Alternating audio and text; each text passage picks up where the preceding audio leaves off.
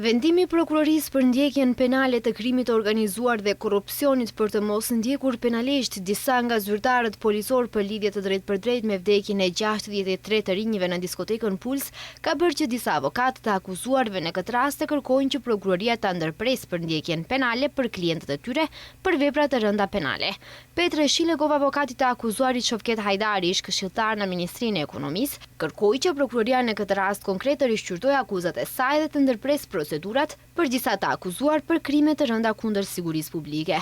Duhet të marrim parasysh efektivitetin e kostos të procedurës. Një paraqitje në seancë me tarifën e avokatit kushton 28.000 denar. Kanë kaluar rreth 10 seanca, janë planifikuar 17 të tjera dhe do të ketë të tjera.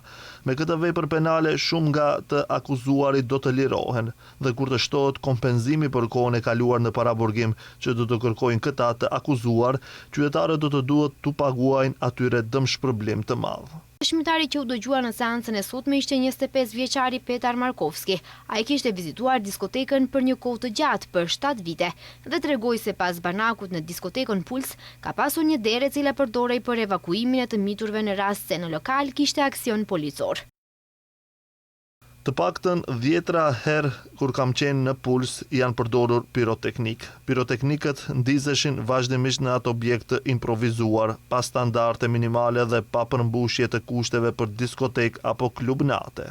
Po ashtu ka dëshmuar edhe Dejan Manasiev, i cili për 13 vite kishte punuar në banakun e diskotekës, prej të cilave 11 vite kishte punuar pa qenë i paraqitur.